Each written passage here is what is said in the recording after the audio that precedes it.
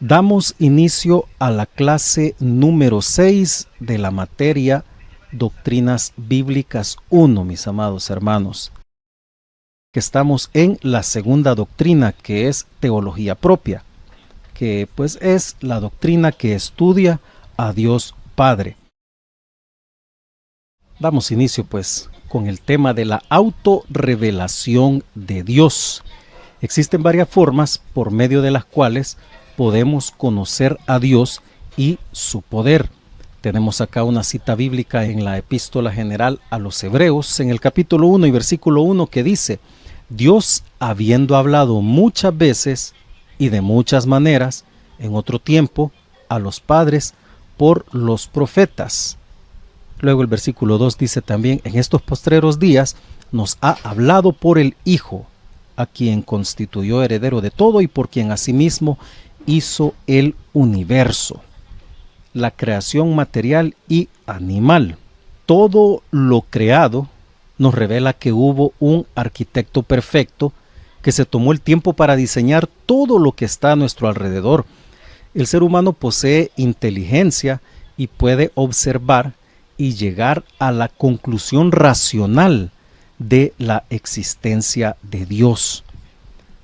El texto que vamos a leer también a continuación ya lo hemos leído en ocasiones anteriores, y es la cita de Romanos capítulo 1 versículo 20, que dice: porque las cosas invisibles de Él, o sea de Dios, su eterno poder y deidad, se hacen claramente visibles desde la creación del mundo, siendo entendidas por medio de las cosas hechas. Hermanos, es muy claro para nosotros que nosotros no tenemos ya a estas alturas que dudar de la existencia de Dios, ¿verdad? Sino más bien para nosotros la existencia del Eterno es algo que ya lo damos por sentado, porque esa es nuestra fe. El punto, hermanos, es que en esta primera forma en la que nosotros podemos conocer a Dios, que es a través de la creación material y animal, nos referimos pues a toda la creación en sí, todo lo que está diseñado.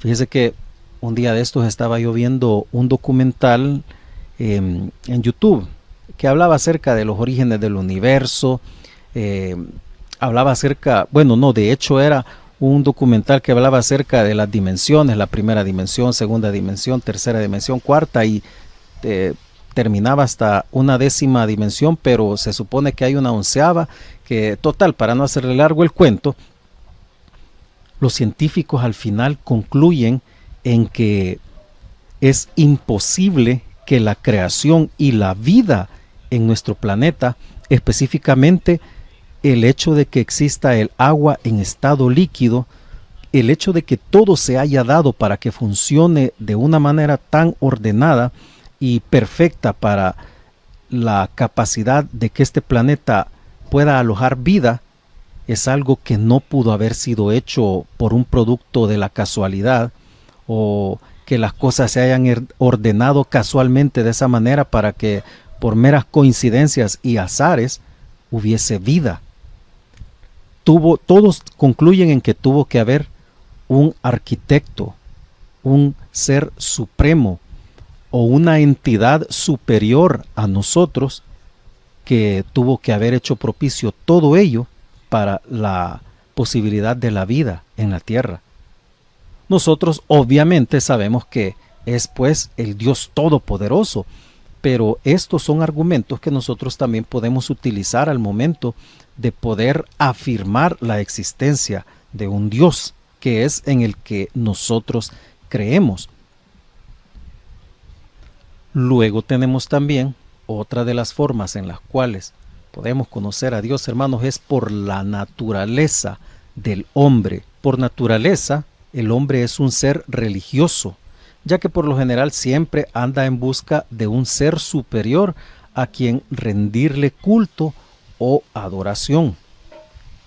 Cuando Dios creó al hombre, puso de su espíritu en él como garantía que todo ser humano reconoce la existencia de un ser supremo. Y esto nosotros lo podemos corroborar en el libro de Génesis, en el capítulo 2, versículo 7, que dice: entonces Jehová Dios formó al hombre del polvo de la tierra y sopló en su nariz aliento de vida, y fue el hombre un ser viviente. Nosotros podemos entender, hermanos, que tenemos en nuestro ser impresa la imagen y semejanza del Dios Altísimo.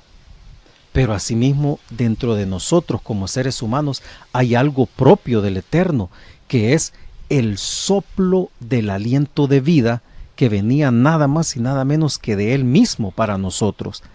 Esa es una de las formas en las que nosotros también conocemos de Dios, porque traemos en nosotros mismos algo del Eterno, que es el soplo de vida.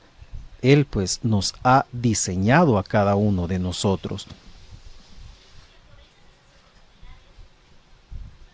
En el numeral 3.3 tenemos que otra de las formas en las que podemos conocer a Dios es por medio de las Escrituras.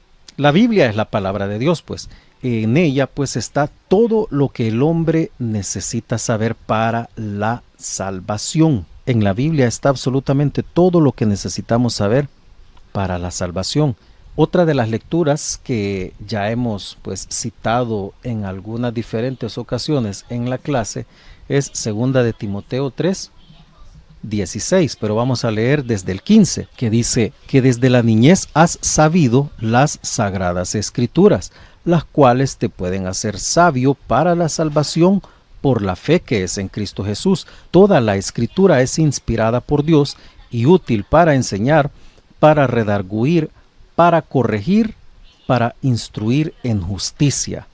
Nosotros pues aquí claramente podemos ver que la Biblia es útil, hermanos, para todo lo que nos menciona acá, pues, porque es la palabra de Dios, es el medio por el cual Dios se revela a nosotros.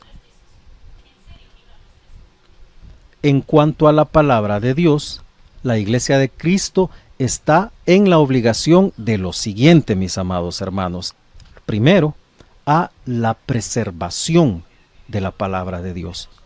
Estamos obligados a la preservación, y de hecho esto se ha venido dando, hermanos, desde el principio de los tiempos, cuando incluso todavía no estaba constituida como tal la iglesia, porque la palabra de Dios, usted sabe que se vino transmitiendo primero a través de la tradición oral de padres a hijos, hasta que después los hombres de Dios comenzaron a escribirla, y de ahí tenemos pues el Pentateuco, los libros del Antiguo Testamento, que usted ya sabe pues que están divididos en libros históricos, sapienciales, etcétera. Pero es una forma de preservación de la palabra de Dios, así como también ya en el Nuevo Testamento comenzó la iglesia como tal, ya constituida por el mismísimo Jesucristo, pues a preservar los escritos. De ahí comenzaron pues los evangelios, las cartas paulinas, y pues a lo largo de esta materia hemos visto cómo la palabra de Dios se ha preservado y el Señor ha utilizado al ser humano para poder conservarla a través de manuscritos, pergaminos que se han mantenido a lo largo del tiempo y que ahora pues nos llevan a tener diferentes traducciones de la palabra de Dios. La iglesia también está obligada a su traducción. Nosotros estamos en la obligación de traducir la palabra de Dios. Obviamente no lo va a hacer toda la iglesia en general, pero los hombres de Dios que han sido eruditos en cuanto a los lenguajes, a las interpretaciones y todo eso, pues se han encargado de la traducción de la Biblia. La Biblia es el libro traducido a más idiomas que cualquier otro, hermanos. Y eso pues ha sido posible porque es algo que la iglesia de Cristo ha hecho a través del tiempo. También está obligada la iglesia a la circulación de la palabra, es decir, de nada serviría que la palabra sea preservada sea traducida, pero que se quede encajonada, guardada. La palabra de Dios debe circular, debe llegar a muchas personas, de la forma que sea, ya sea impresa, por medios digitales, etcétera. Hoy que es tan global la comunicación, es cuando más se tiene que esparcir la palabra de Dios, mis amados hermanos. También estamos obligados a su exposición, es decir, a la predicación de la palabra misma, a exponerla delante de las personas. Estamos en la obligación pues de exponer la palabra de Dios para el conocimiento de todos aquellos que aún no conocen de Dios. Pueden haber muchas personas en el mundo que ya escucharon acerca de Cristo, ya escucharon predicaciones incluso, pero no conocen a Dios, no conocen nada de Cristo, y eso es obligación de nosotros como iglesia, el llevarlo a cabo. Y también estamos en la obligación de la educación en la palabra de Dios, es decir, a fomentar el aprendizaje de la palabra, como padres a nuestros hijos, como servidores a las personas a las cuales les servimos. Estas son las obligaciones que tenemos en cuanto a la palabra de Dios, nosotros como iglesia, mis amados hermanos. Conociendo a Dios. Esto es algo muy conciso, fíjense, hermanos. Nosotros por misericordia tenemos el privilegio de conocer al Ser Supremo del universo. No lo podemos ver, pero sí lo podemos conocer. ¿Y por qué? ¿Por qué decimos que a pesar que no lo vemos, lo podemos conocer al Dios eterno? Porque nosotros conocemos a Cristo. Sí, personalmente no le conocimos en carne y hueso, pero si usted conoce a Cristo como su Salvador, pues conoce al Dios verdadero. En conclusión, si usted conoce a Cristo, conoce a Dios. Leamos lo que nos dice el Evangelio de Juan en el capítulo número 14 y versículo 9. Jesús le dijo: tanto tiempo hace que estoy con vosotros y no me has conocido, Felipe. El que me ha visto a mí, ha visto al Padre. ¿Cómo pues dices tú? Muéstranos al Padre. Entonces nosotros, amados hermanos, si conocemos a Cristo, conocemos a el Padre, conocemos a Dios. ¿Y cómo vamos a conocer a Cristo, hermanos? A través de su palabra. Y no solamente con la lectura, hermanos, sino que relacionándonos con Él a través de la oración, de el diario conversar con Jesús. Podemos parecer locos, hermanos, pero en la calle podemos platicar con el Señor, en nuestra casa podemos estar platicando con el Señor, en el trabajo, en todo momento, porque Cristo está al lado de nosotros. Y eso es algo de lo que nosotros creemos por fe, mis amados. Y vamos a seguir avanzando. Vamos a lo siguiente, hermanos.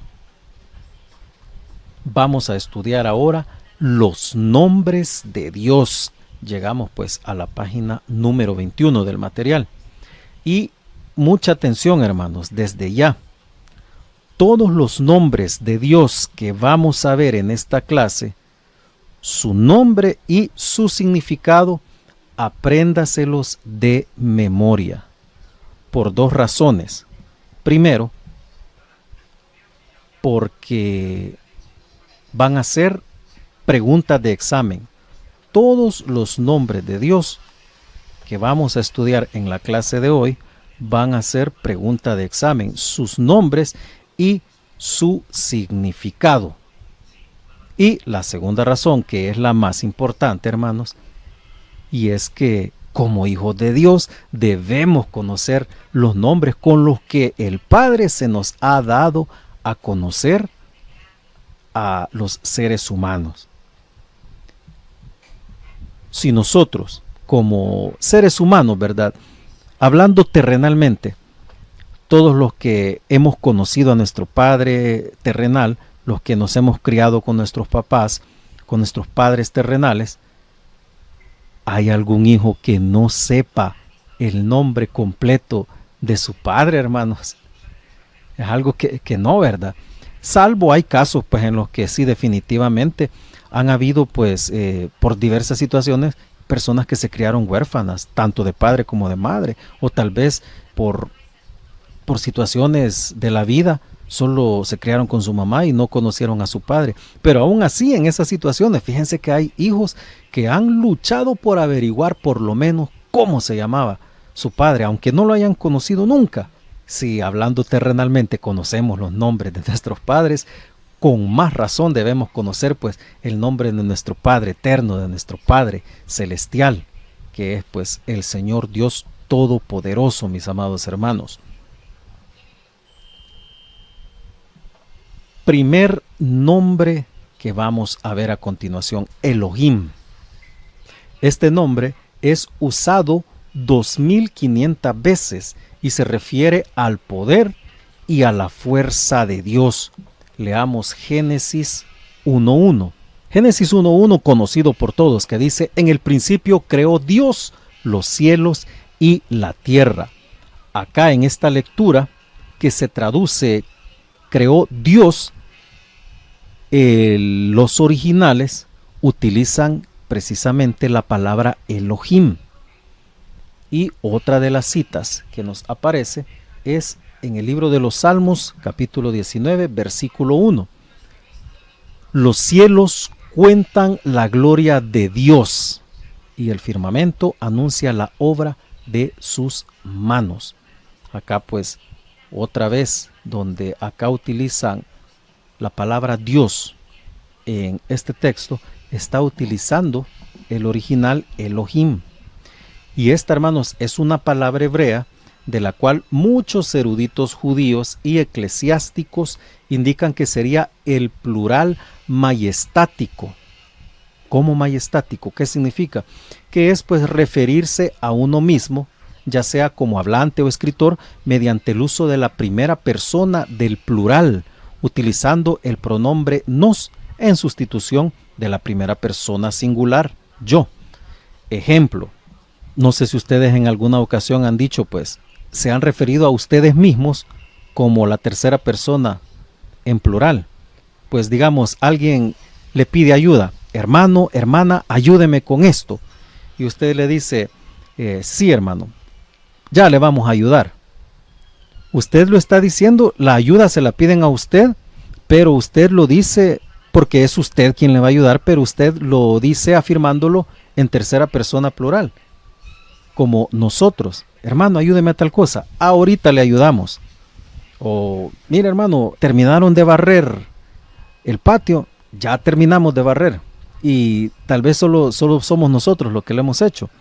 Pero el punto es que es una forma de pluralizar algo que es singular. De hecho, el vocablo Elohim hebreo es un plural. O también nos dice acá que es el superlativo, o sea, la expresión máxima de Dios. En hebreo, el o Eloha es lo que usted puede ver ahí. La palabra Elohim es un título, ojo, no es un nombre personal, sino que es un título. En los textos hebreos, cuando se refiere al Dios de Israel, es acompañado por el artículo definido Ha. Por ejemplo, Ha Elohim es una de las formas y que se traduce literalmente como los dioses. No obstante, es interpretado como el Dios, y cuando se asigna un atributo a Elohim, este está en número singular. Por ejemplo, en el Salmo 70:10, que ya lo vamos a leer. El hebreo bíblico tiene la característica de expresar en plural no únicamente la multiplicidad, sino también la magnitud, la extensión o hasta la dignidad. El Salmo 7:10 nos dice: mi escudo está en Dios, que salva a los rectos de corazón. Cuando acá se dice Dios, está utilizando pues el vocablo Elohim. Segundo nombre, hermanos, el Elión. Mi hermana Evelyn, adelante. Perdón, quizás me fui por otro lado. Y entonces el significado de Elohim, ¿qué Es Dios. los dioses. Gracias. Amén, hermano, amén. El Elión, hermanos, es el Dios Altísimo, es su significado. Él es el Dios soberano en quien podemos colocar nuestra confianza, es decir, el Eterno, nuestro Dios Todopoderoso. El Elión tiene supremacía sobre todos los dioses falsos. Y vamos a leer citas bíblicas en donde el nombre del Señor que se utiliza en los originales es el Elión. Ahí también usted en cada una de las diapositivas va a ir viendo la forma escrita del hebreo. Génesis capítulo 14 y versículo 18.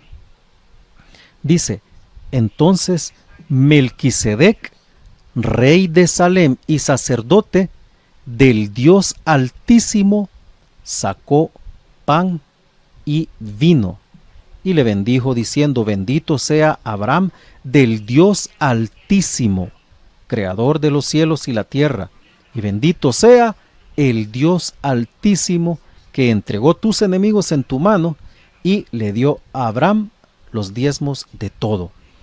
Si usted nota, en los 3 versículos que hemos leído se menciona la frase Dios Altísimo, las 2 palabras, Dios Altísimo en el 18, Abraham del Dios Altísimo en el 19 y bendito sea el Dios Altísimo en el versículo 20.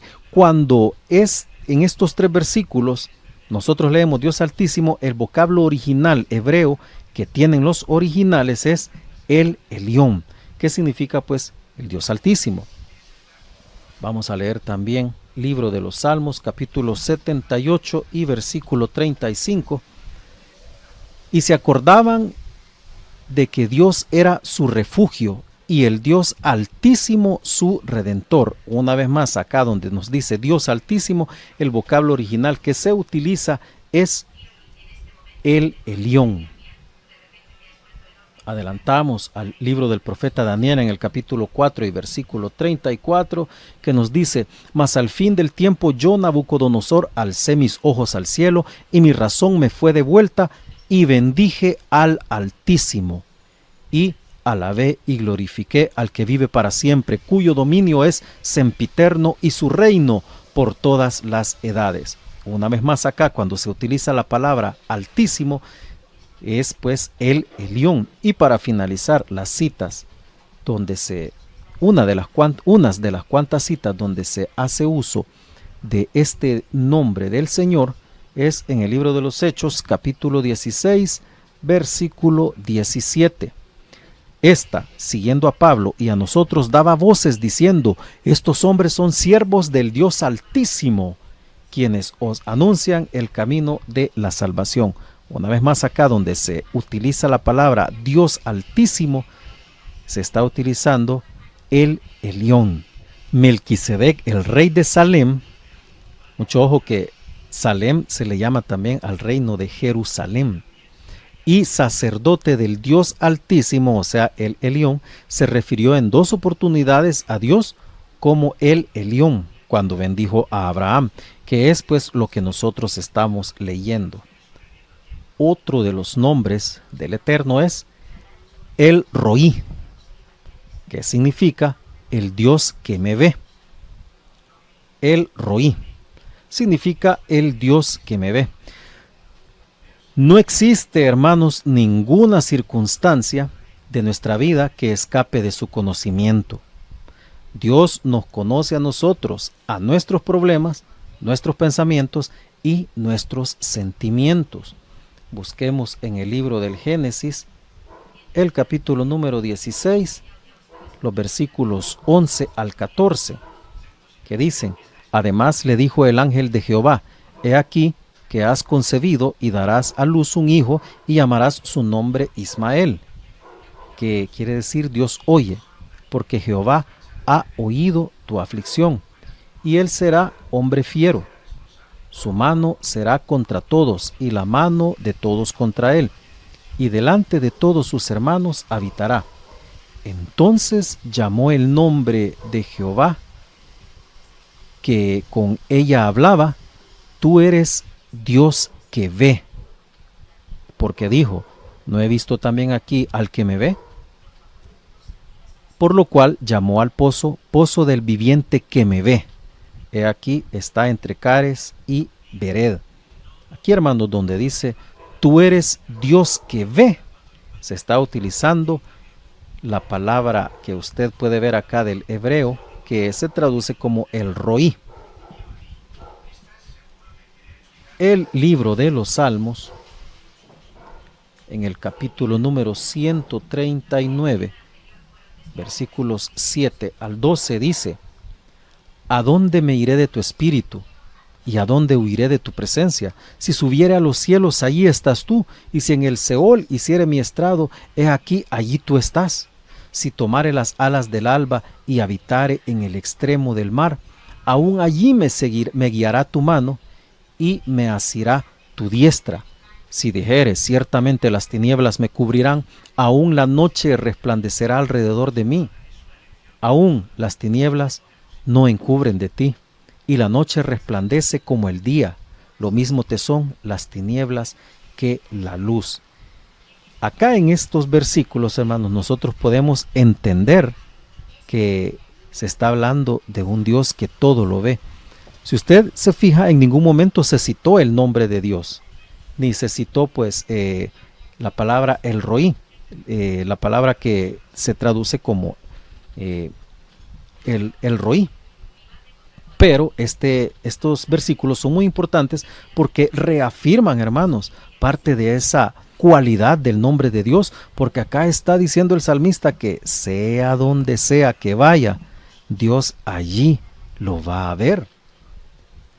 También otro detalle, hermanos, es que Jesús conocía los pensamientos de aquellos que lo rodeaban, lo que demostraba que Él, es decir, nuestro Señor Jesucristo, Él es el roí.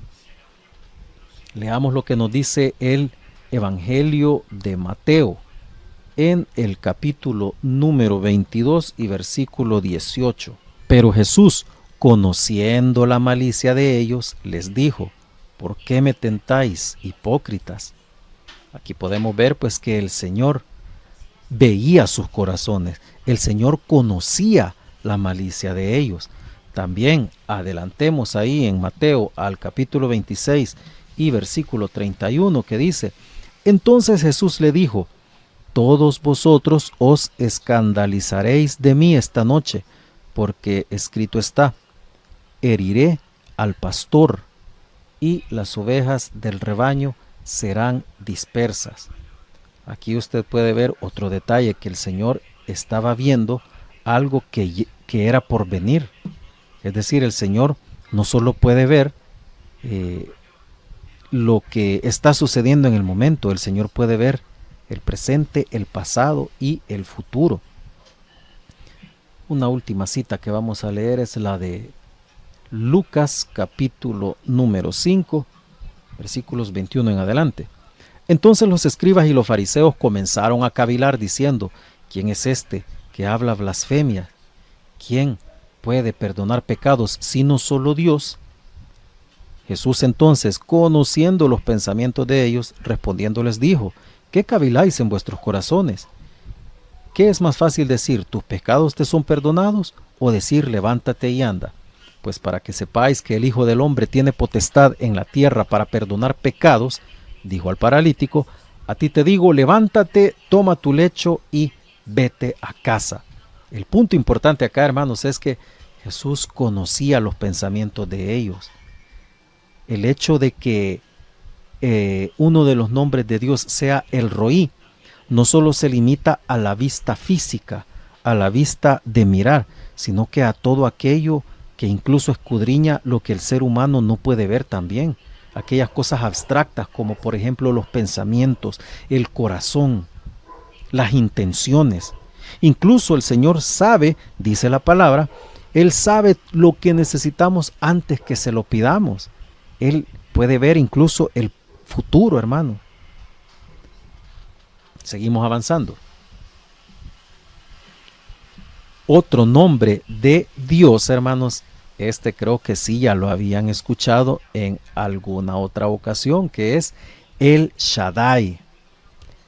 Es el todo suficiente o Dios todopoderoso.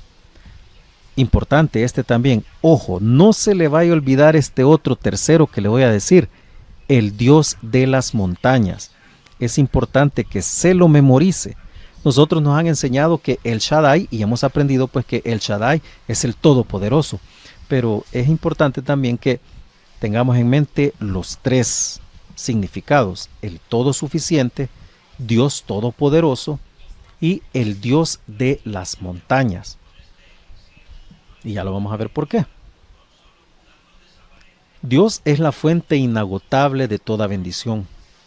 Nuestros problemas no son demasiado grandes como para que Dios no los pueda manejar, hermanos. Y esto es bastante bonito, fíjese, porque hasta en nuestras oraciones nosotros ya le hemos dicho al Señor: Señor, sabemos que para ti no hay nada imposible. Ahí nosotros de manera tácita le estamos diciendo al Señor pues que Él es el Shaddai, que Él es el Todopoderoso, pues, porque no hay absolutamente nada que pueda escaparse del poder del Eterno, hermanos.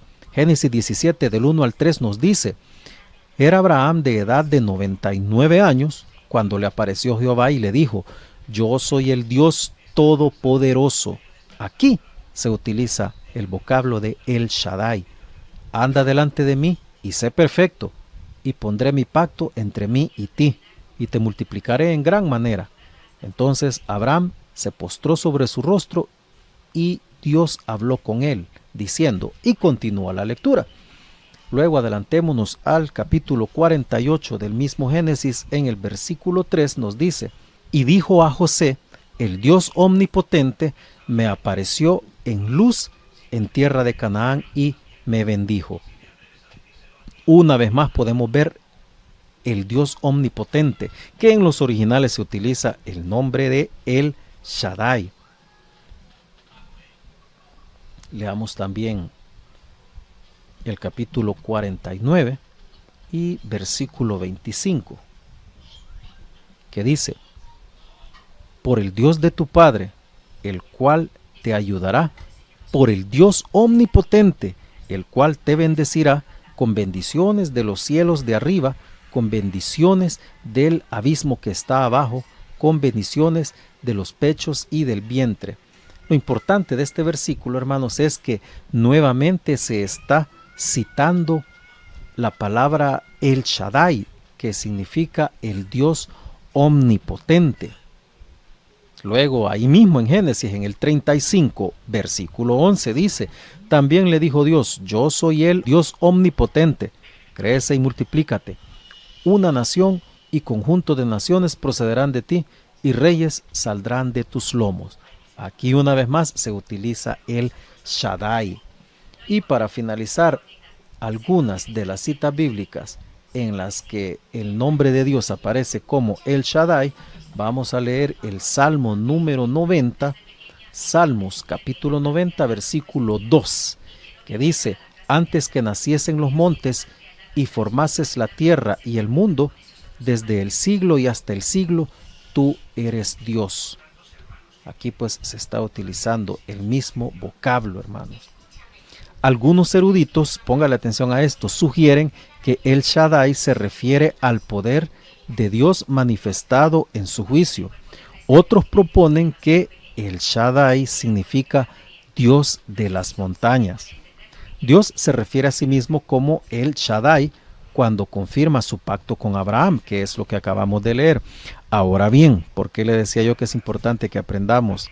¿Por qué también se puede utilizar el Dios de las montañas? Es porque, como lo acabamos de mencionar, pues los eruditos y estudiosos de los lenguajes antiguos pues sugieren también que esta puede ser una traducción de el nombre de Dios, El Shaddai, Dios de las montañas. Y es importante que lo manejemos para que tengamos el conocimiento general de ello, hermanos. Por eso es importante, recuérdelo, que cuando vaya a poner usted en el examen el nombre del Señor como El Shaddai, recuerde que lo va a poner como el todo suficiente, el todopoderoso y el Dios de las montañas.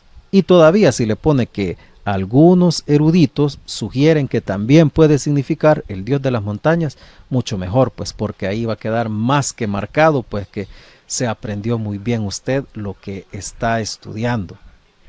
Avanzamos. Siguiente nombre es El Olam. El Olam. El Olam significa el Dios eterno. Él es el principio y el fin, hermanos. Él es el que lleva a cabo sus propósitos a través de las edades. Él da fuerzas al fatigado. El Dios eterno, hermanos. Citas bíblicas en donde se utiliza esta figura de El Olam. Una de ellas, Génesis 21, 33. Y plantó Abraham un árbol tamarisco en Beerseba e invocó allí el nombre de Jehová, Dios eterno. Acá usted puede ver que claramente dice el nombre de Jehová, Dios eterno. En los originales, pues, se utiliza la figura de El Olam. Luego, allá en Salmos 90, 1 y 2,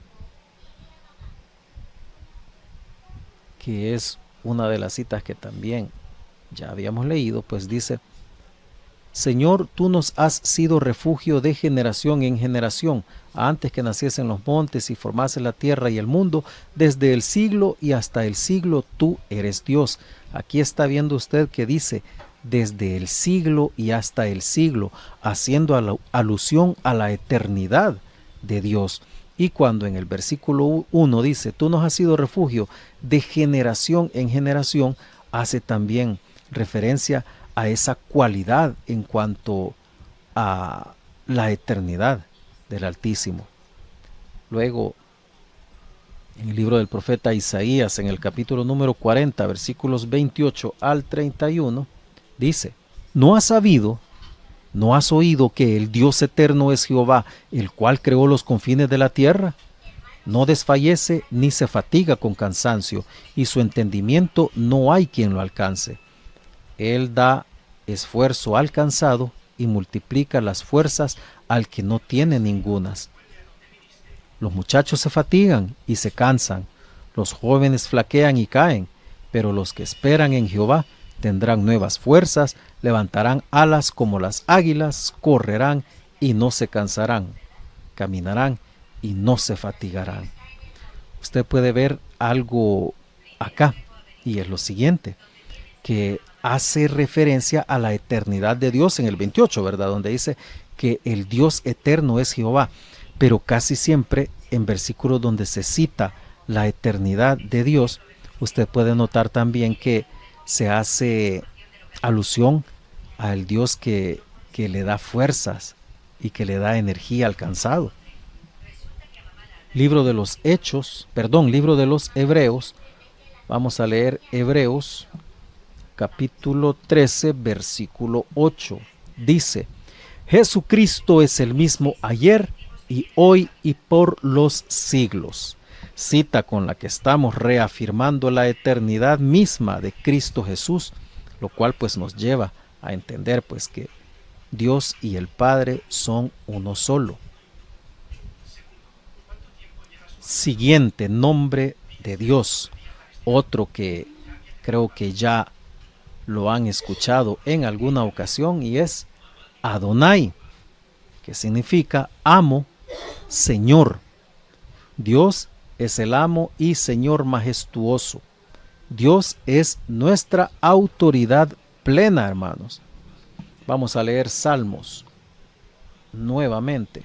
El libro de los Salmos, capítulo 8 y versículo 1, que nos dice: Oh Jehová, Señor nuestro, cuán glorioso es tu nombre en toda la tierra. Has puesto tu gloria sobre los cielos. Y luego avanzamos al versículo final que vuelve a decir, oh Jehová, Señor nuestro, cuán grande es tu nombre en toda la tierra.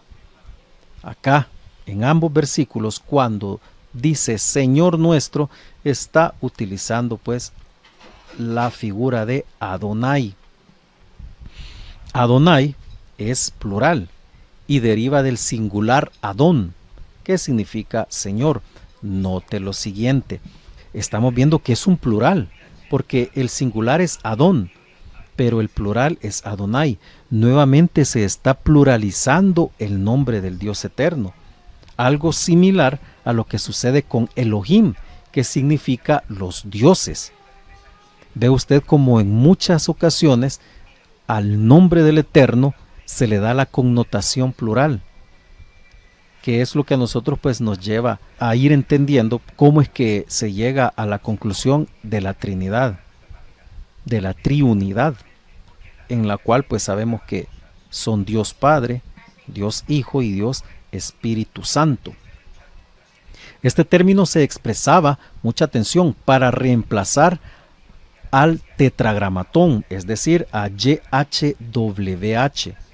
que es el nombre del Eterno, el nombre por excelencia, el cual pues se consideraba demasiado sagrado como para ser pronunciado, es decir, en donde aparecían las 4 letras o el tetragramatón YHWH, ellos no lo pronunciaban, los hebreos no lo pronunciaban, porque como les repito, lo consideraban demasiado sagrado y lo sustituían por Adonai, es decir, el Señor.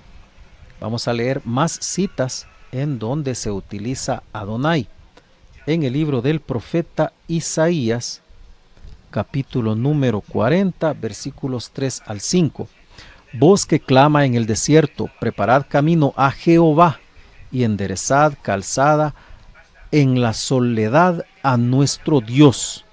Todo valle sea alzado y bájese todo monte y collado, y lo torcido se enderece y lo áspero se allane, y manifestará la gloria de Jehová, y toda carne juntamente le verá, porque la boca de Jehová ha hablado.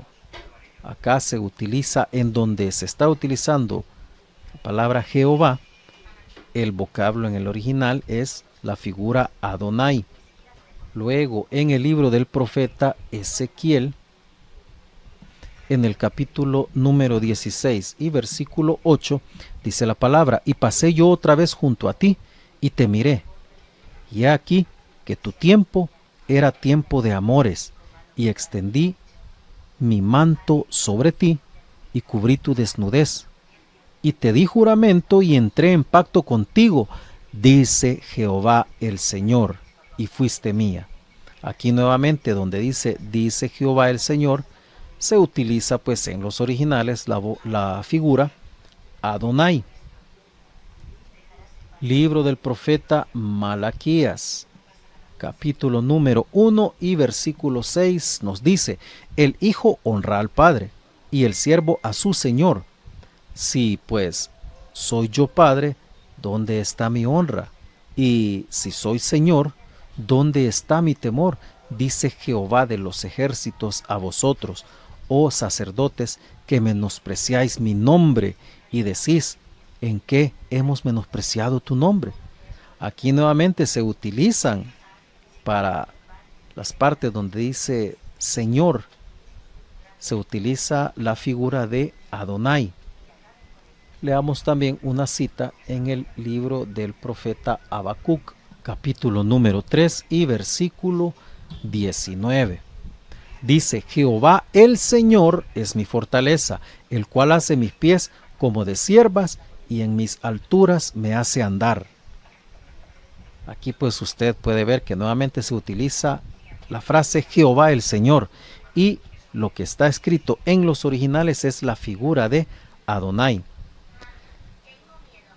El nombre hebreo Adonai tiene también su contraparte del griego antiguo, Kurios, que se escribe así, Curios. Ahí puede ver usted la forma en que se escribe, pero su pronunciación es Kyrios. Se escribe como Curios, pero la pronunciación es Kyrios. Y pues describen la relación entre el amo y el esclavo, lo cual nos lleva a una implicación doble. Póngale bastante atención a ello, que pues esto es bastante importante, que si al Señor, o sea, le llamamos Señor Adonai, el Señor, le estamos dando, hermanos, un título de que Él es nuestro Señor y nosotros somos sus siervos. O dicho de una forma más severa, digámoslo así, somos sus esclavos. Él es el que manda, Él es nuestro Señor, Él es nuestro Kyrios, el Dios todopoderoso. El significado de Adonai es Señor, amo, Señor. A continuación, pues los dejo con nuestro hermano Manuel para que él pues nos dé la explicación y nos dé lectura a la siguiente diapositiva, en donde pues están las dos implicaciones que hablan acerca pues de Dios como nuestro amo. Mi amado hermano Manuel, adelante. Muy buenas noches, pastor. Bendiciones, amados hermanos. Que la paz del Señor esté con ustedes. Qué bonito el tema que estamos estudiando. El nombre Adonai, lo que decía nuestro pastor ahí, amo y Señor. Antes nosotros, hermanos, cuando no conocíamos al Señor, nosotros éramos esclavos del pecado. Ahora, hermanos, nosotros somos esclavos y siervos de nuestro Señor. Así que, hermanos, como dice ahí, el amo tiene derecho a exigir la obediencia. Hermano, Dios quiere obediencia a nosotros. El día de ayer nosotros estamos viendo, hermanos, un tema bien bonito. Dios ya no quiere sacrificio. Eso le decía el pueblo de Israel. Él quiere obediencia. Y por eso el amo tiene derecho a exigir la obediencia. En la época del Antiguo Testamento, el esclavo era posesión absoluta de su amo, sin ningún derecho propio. Su responsabilidad era cumplir los deseos de su amo. Y esto lo podemos ver, hermano, más de alguna vez usted ha leído el relato de Génesis, capítulo 24, donde Abraham envía a su siervo Eliezer a buscarle esposa a Isaac. Así que si me acompañan con la lectura en Génesis, capítulo 24, del 1 en adelante, le damos a la lectura. Y dice la palabra del Señor en nombre del Padre, del Hijo y del Santo Espíritu. Génesis, capítulo 24, versículo del 1 en adelante. Era Abraham ya viejo y bien avanzado en años, y Jehová había bendecido a Abraham en todo.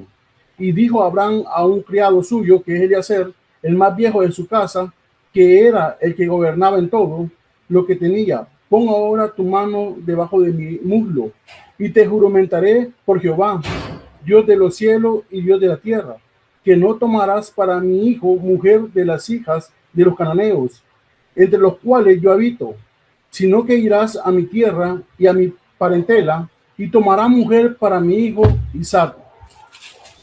Versículo 5. El criado le respondió: quizá la mujer no quería venir en pos de mí a esta tierra.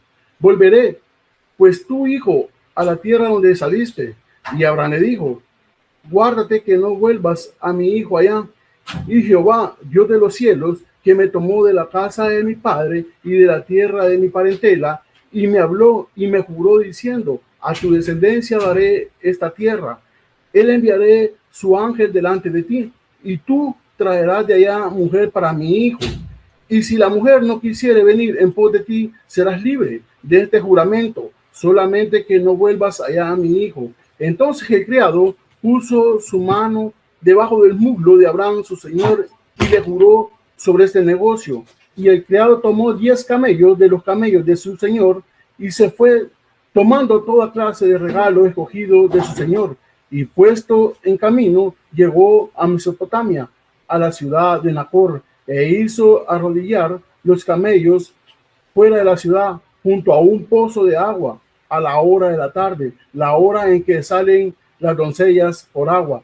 Versículo 12. Y dijo: oh Jehová, Dios de mi señor Abraham, dame, te ruego, el tener hoy buen encuentro, y haz misericordia con mi siervo Abraham. Hermano, este relato podemos ver donde Eliezer era el criado de Abraham y él se sometía a todo su amo. Por eso nosotros, hermanos, tenemos que entender y comprender que ahora nosotros, nuestro amo, como decía nuestro pastor, es nuestro Señor. Nosotros, el Señor quiere obediencia de nosotros, así como podemos ver en el Antiguo Testamento que los ejemplos que acabamos de leer de Eliezer, cómo se sometía a su amo. Así que podemos ver también en el esclavo tiene la provisión. El esclavo no tenía ninguna preocupación propia. El amo le proveía de alimento, abrigo y necesidades de la vida. Pablo hizo una comparación sobre esto a los filipenses. Todos conocemos la vida del apóstol Pablo. ¿Quién era el apóstol Pablo? Era fariseo de fariseo, criado y educado a los pies de Gamaliel. Él tuvo su encuentro con nuestro Señor Jesucristo camino a Damasco. Y en ese momento Pablo era siervo de nuestro Señor Jesucristo, era un esclavo. Y si usted ha leído las cartas del apóstol Pablo, el apóstol Pablo en todas sus cartas, él escribe, yo Pablo, siervo de Jesucristo, o yo Pablo y Timoteo, siervo del Señor Jesucristo. Es bien importante cómo Pablo pone ahí en sus cartas, en su principio, que era siervo. Así nosotros somos siervos, hermanos. Somos siervos y el Señor quiere obediencia a nosotros. Entonces, hermanos, como el Señor es nuestro amo, Él es el que nos provee todas las bendiciones a nosotros, hermanos. Nosotros, Él prometió que siempre vamos a tener los alimentos. Y hasta el día de ahora, hermano, podemos hacer una aplicación. Usted no ha podido tener trabajo, tal vez está pasando dificultades, pero nunca hemos dejado de comer. Nunca, siempre los alimentos han estado en nuestras mesas. Aún, hermano, hasta nos dicen que les pongamos a dieta porque estamos sobrepasados. El abrigo, hermano, nosotros tenemos un hogar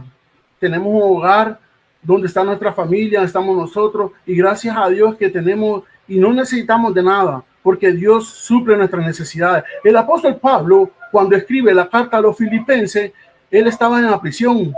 Y si me acompañan ahí en Filipenses, capítulo 4, versículo 19, pero leamos desde el 18, y dice la palabra del Señor, pero todo lo he recibido y tengo abundancia. Estoy lleno, habiendo recibido de Epafrodito lo que enviaste, olor fragante, sacrificio acepto, agradable a Dios. Mi Dios pues suplirá todo lo que os faltare conforme a su riqueza en gloria en Cristo Jesús. Hermano, subraye ese versículo. Mi Dios pues suplirá todo lo que os faltare conforme a su riqueza. El apóstol Pablo estaba allá en la cárcel, en prisión, cuando él escribe esta carta. Pero quienes le mandan todo a él son los de Filipo. Pero ¿quién puso en los de Filipo que le enviaran eso al apóstol Pablo? Era Dios poniéndole, así como muchas veces nosotros recibimos la bendición de un hermano, de alguien, es porque Dios pone en el corazón, porque Dios conoce nuestras necesidades. Es lo que decía nuestro pastor Sebastián, que Él conoce todo. Aunque aún cuando lo que nosotros anhelamos en nuestro corazón, Él ya lo sabe. Cuando nosotros vamos en oración, Él ya conoce lo que nosotros le vamos a pedir. Así que, hermanos, para mí es un privilegio poder compartirle estos versículos y decirles, hermanos, que ahora ya no reina el pecado en nosotros, sino que ahora nuestro Señor es nuestro amo y nosotros somos sus esclavos, así que Él quiere toda obediencia a nosotros. Que el Señor los bendiga, hermanos. Amén, gloria a Dios. Gracias, mi amado hermano Manuel, ahí por su apoyo y por ahí la explicación también de esos 2 puntos más que son muy, muy importantes. Fíjense, hermanos, lo que nos mencionaba nuestro hermano Manuel, y es pues que el amo tiene derecho a exigir la obediencia, y el otro punto pues que el esclavo tiene la provisión. Y ahí es algo muy bonito, fíjense, hermanos, porque nosotros como esclavos del Señor no tenemos de qué preocuparnos, pues como nos lo decía nuestro hermano, nosotros no tenemos nada de qué preocuparnos, porque es el amo el que en los tiempos antiguos, cuando existía la esclavitud, pues el amo y señor era el encargado de absolutamente todo. Es lo que nos explicaba nuestro hermano, pues vestido, comida, salud, y eso pues que en cuanto a cuestiones humanas, ¿verdad? Que usted sabe que el ser humano en su imperfección nunca va a hacer las cosas de la misma forma en que sí las va a hacer nuestro Padre. Y pues qué bonito, ¿verdad? Como nos lo decía nuestro hermano Manuel, cabe recalcarlo, que no tenemos que preocuparnos, pues porque Dios es el que va a suplir todas nuestras necesidades como Señor nuestro. Y vamos al siguiente nombre del Eterno, un nombre bastante conocido por todos, el nombre Jehová.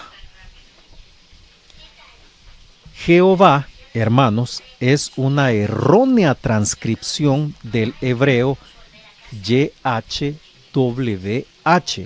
Ojo, que yo le he mencionado las letras en nuestro idioma, en español.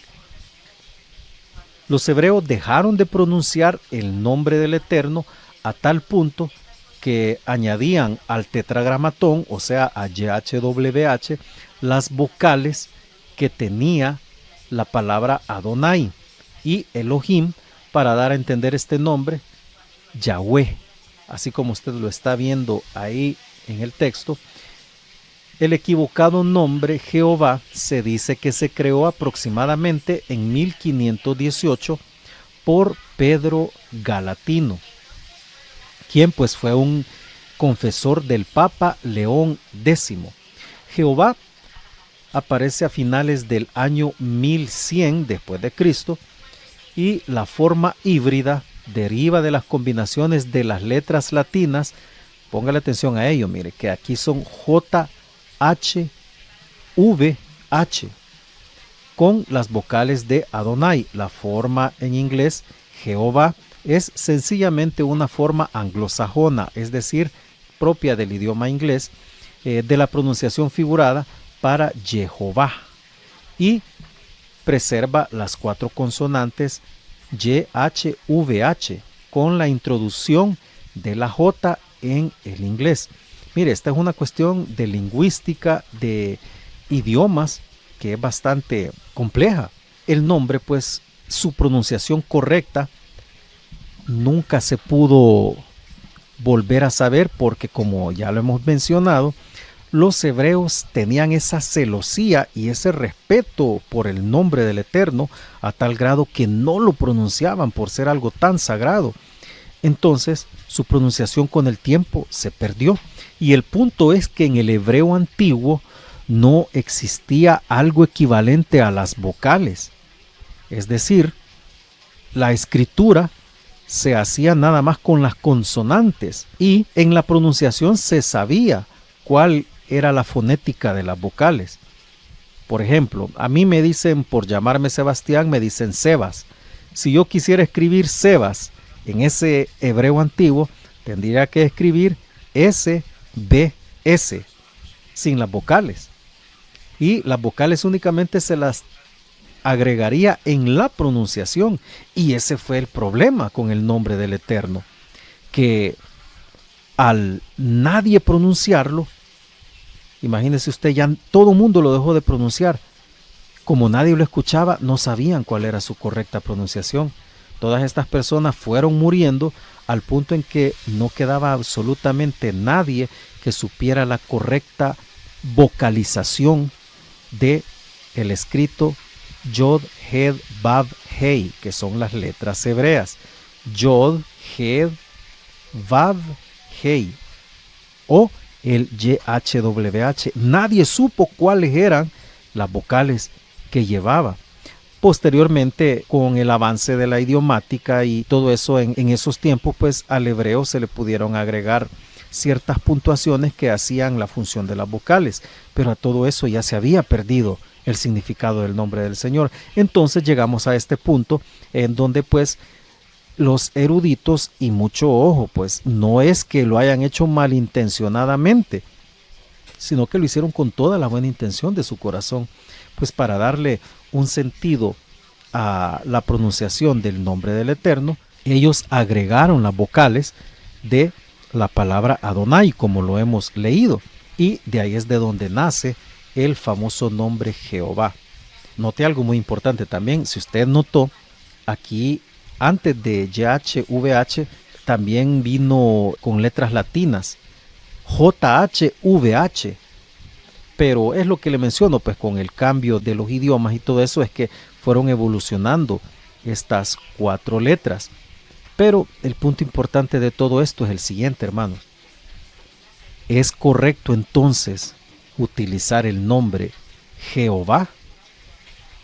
Porque aquí hay un punto también, otro punto importante, fíjese, que cuando comenzó la secta de los Testigos de Jehová, ellos tenían una manera particular de evangelizar y ellos, su estandarte era precisamente el nombre Jehová, porque así es como se llaman, Testigos de Jehová. Defendían de una forma muy vehemente el hecho de que el nombre propio de Dios es Jehová y que así como está en todas las traducciones está mal escrito. Donde diga el Señor tiene que decir Jehová porque ese es el propio nombre del Señor. Pero realmente Jehová fue una construcción hecha por los hombres, porque el verdadero nombre de Dios, su verdadera pronunciación quedó perdida en el tiempo. Ahora bien, si usted utiliza el nombre de Jehová, no quiere decir que sea un pecado decirle ese nombre al Señor, no, en lo absoluto no. De hecho, fíjese que los eruditos y estudiosos de las escrituras, pues la mayoría, ellos pues concuerdan en que la posible pronunciación más cercana a la verdadera que quedó perdida es pues la pronunciación Yahweh, no Jehová como la conocemos ahora. Ahora bien, que usted diga, se refiere al Señor como Jehová, no es pecado, hermanos, no es algo que esté malo o que esté incorrecto. Es parte de las mismas formas que Dios ha permitido que el ser humano llegue a comprender acerca de Él. No sé si recuerda que en clases anteriores nosotros hablamos de que el Eterno, lo que a Él le place es lo que Él revela y todo lo permite, y si Él no quiere, no lo permite. Una de las cuestiones ahí que para mí en lo personal pues es parte de lo que yo también creo, hermanos, es que se recuerda cuando hablamos acerca de los libros, de cómo estaba conformado el Antiguo Testamento, el Nuevo Testamento. Hay evidencia, bueno, la misma Biblia también da evidencia de que hay una carta paulina, que es la carta a la Odisea. Esa es una carta que quedó perdida en el tiempo. Una carta que no se supo qué decía, no hay absolutamente ninguna copia. De hecho, hubo una primera carta a los Corintios antes de la que nosotros consideramos la primera a los Corintios. Y después de la segunda carta, que tendría que ser la tercera, hubo una cuarta. Pero si quedó perdida esa primera carta a los Corintios, si quedó perdida esa tercera carta, que tendría que ser la cuarta, si quedó perdida y no se supo nada de la carta a la Odisea, es sencillamente porque así ordenó el Señor que sucedieran todas las cosas para que el canon bíblico que nosotros tenemos pues sea el que tenemos actualmente. De hecho, también se lo voy a poner de otra manera. ¿Nunca se ha preguntado usted qué sentirían los apóstoles? Imagínese usted en algo ficticio, a una locura que nos pongamos a pensar. Supóngase usted que de repente el Señor hiciera que el Pablo o Felipe, incluso hasta que el profeta Ezequiel de allá de sus tiempos, el Señor allá los teletransporta a nuestro tiempo 2026 y pueden hablar nuestro idioma, y ellos asombrados, ¿cómo es posible que esté hablando este idioma y esté diciendo cosas y yo las comprendo y me entienden en este idioma? Y ellos comenzaran a ver toda la colección que tenemos. Miren, aquí está Génesis, Éxodo, Levítico, Números, Deuteronomio y todos los escritos, y vieran hasta las cartas de Pablo. ¿Y esto qué es?, dirían ellos. Esto ya de algo que yo no alcancé a ver. O ver ellos Génesis, ¿por qué se llama así? Si este libro se llama Bereshit, ¿por qué el Éxodo se llama de esta manera cuando no se llama así en el original? Es porque el Señor a su pueblo en el principio se le reveló de una forma. Él es el mismo Dios eterno y perfecto, pero a ellos se les reveló en un espacio y tiempo diferentes. Y ellos tuvieron sus escritos. No quiere decir que son cosas diferentes, pero a nosotros nos permitió tener los escritos del Nuevo Testamento. Y permitió que quedaran en el canon y que llegásemos a conocer nada más los que Él permitió que nosotros conociéramos. Por ahí preguntaba a la hermana qué significa Jehová. Jehová, para escribir su significado, va a ser un poco más explicado, que es lo que acabamos de estar mencionando, que Jehová es la construcción de YHWH agregándole las vocales de Adonai. Si en la pregunta de examen yo le pongo qué significa el nombre Jehová, usted me puede poner sencillamente Jehová es las letras del tetragramatón, o simplemente puede poner son las letras YHWH a las cuales se les ha agregado las vocales de Adonai. Con eso que usted me ponga, la pregunta está contestada correctamente. Según el Pentateuco, escrito en hebreo, el verdadero nombre de Dios es Yod, Hei, Vav, Hei, es decir, las 4 letras del tetragramatón. Y regresando a la diapositiva anterior, note lo siguiente. Nosotros, nuestra lectura latina y en español, pues casi todas las lecturas actuales son de izquierda a derecha. Es decir, usted comienza desde la izquierda y va leyendo de corrido hacia la derecha. Pero el hebreo es al revés. Se empieza de derecha a izquierda. Ve usted acá en las letras del nombre de Dios, esta que es casi un punto, que es, por decirlo así, la letra más pequeña, se empieza desde acá y se corre hacia la izquierda. Entonces esta letra pequeña es la letra Yod. Esta que le sigue es la letra Hei. Esta que ve acá, que parece un número 7, es la letra Vav. Y esta pues se repite, Hei. Por eso es Yod, Hed, Vav, Hei.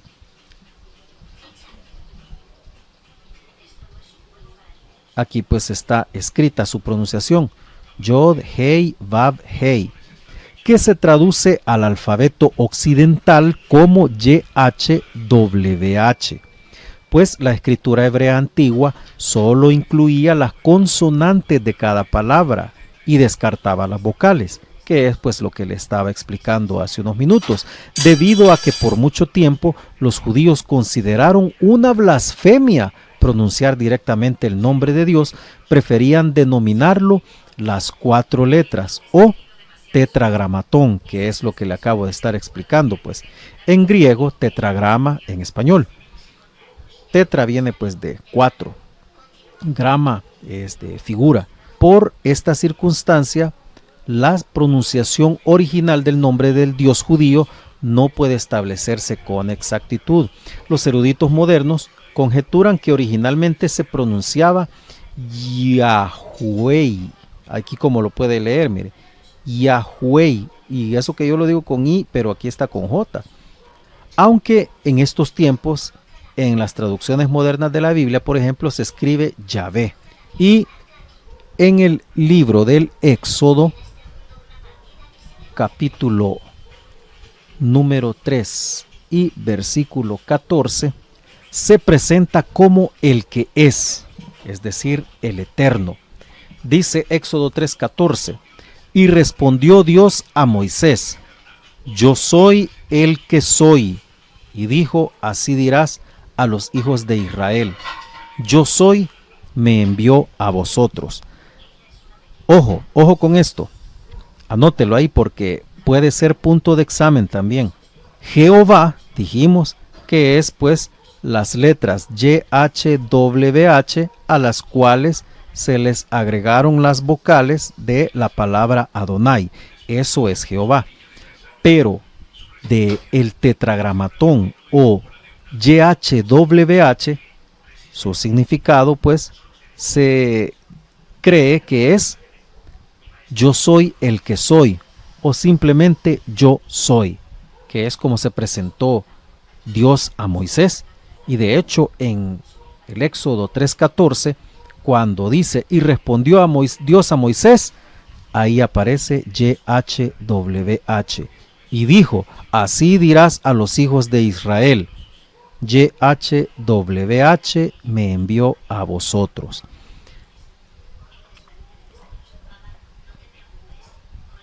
El tetragrama fue escrito en caracteres contrastados del paleohebreo, es decir, el alfabeto hebreo antiguo. En algunos de los textos sobrevivientes más antiguos del hebreo cuadrado arameo, y se supone que se leía como Adonai, es decir, mi amo, aún en ese periodo cuando fueron encontrados. Es decir, que ya se escribía de esa manera, como Adonai. Según la traducción judía, aparentemente YHWH es la tercera persona del imperfecto singular del verbo ser, significando, por lo tanto, él es o él será. Esta expresión concuerda con el significado del nombre dado en Torah, Shemot 3:14, es decir, el Éxodo, que es el texto que acabamos de leer, donde pues se presenta y se representa a Dios hablando, y por eso se usa la primera persona, yo soy. Por lo tanto, el significado podría ser concretamente el que es. Ahí tenemos la cita de Éxodo 3:14 y aparecen otras citas más. El mismo Éxodo capítulo 6, versículos 2 al 4, siempre en el Éxodo el capítulo 34, versículos 5 al 7, y todo el Salmo 102, en donde se utiliza pues las 4 letras YHWH en los originales. Y nótese que en Éxodo 3:14 se presentó como el que es decir, el eterno. Y esa pues, hermanos, ha sido la clase correspondiente al día de hoy.